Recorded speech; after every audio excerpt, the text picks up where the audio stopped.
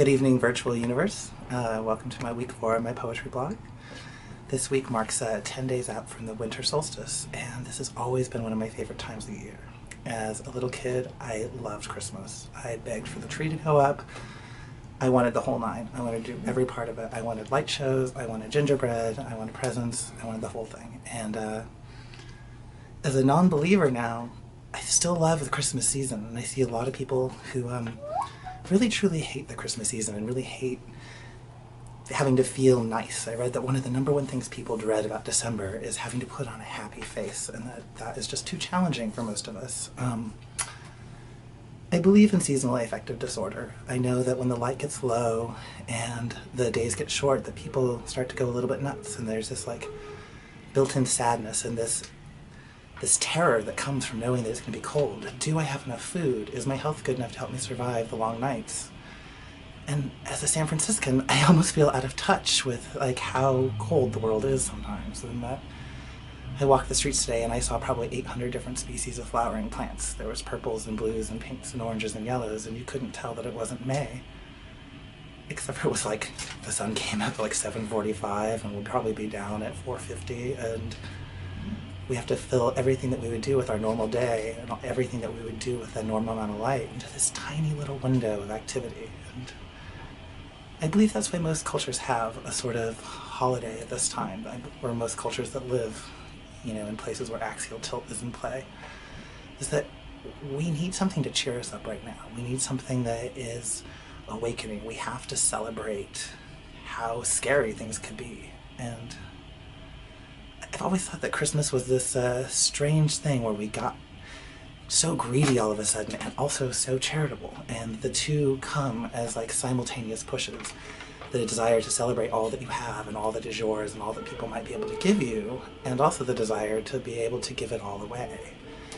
And I think back to our pagan ancestors and what would that have meant at a time like this. And it would have meant a time of trade and a time of barter and a time of, I make this blanket in my house, you make these candles in yours, these are the spices that you have for me, these are the potatoes that you grew, and that the opportunity to gather and share is possibly the coolest thing that we do on a yearly cycle, is that we all simultaneously, regardless of religion, get together in some way of celebrating something that says we are a family, bonded, biological or not, and that we want to be with each other around a fire and feel safe. So I'm very excited. This next week is Saturnalia. I'm going to celebrate for the first time. I've never thrown a Saturnalia event or a party before.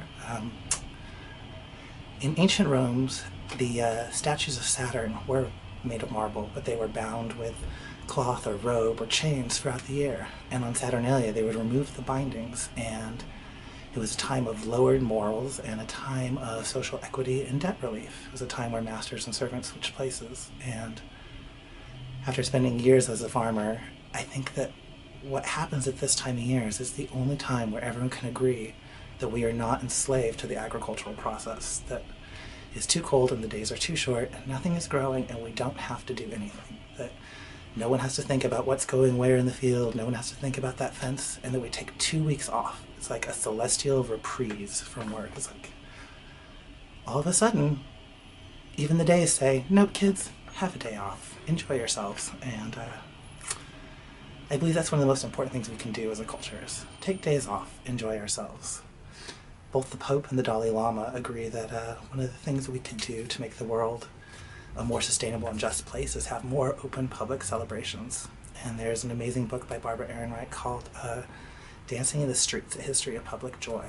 And I think that over the last 1,000 years we've seen a collapsing of our right to celebrate and a collapsing of our right to be publicly joyful, publicly open with our pride and our happiness, and just a general lack of us being able to gather together as a group. And so I hope that with all the coming changes and all the awesomeness that 2012 promises to bring, that we will see a rebirth of public joy and a rebirth of public jubilation, and the masters and servants will get to change places.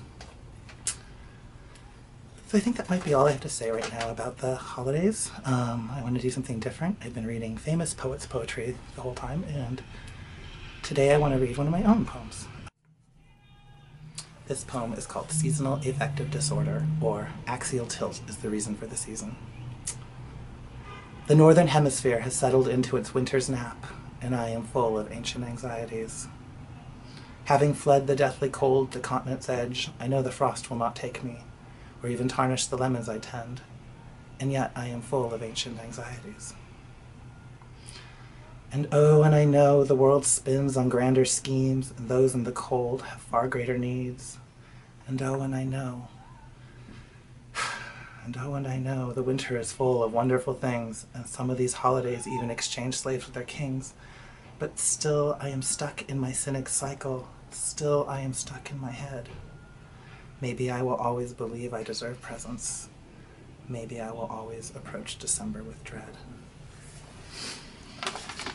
So as we move through this celebration season, we move through the holidays and all of the stress and fear and family memory and family rejection and pain that people go through at this time of year, and as our seasonal affective disorder kicks into hard drive and we no longer find ourselves enchanted with the San Francisco flowers of January, I also want to offer that during this time of year is when the rhizomes grow. It's when the roots do their heavy work. It's when all of life is hidden and quiet and still.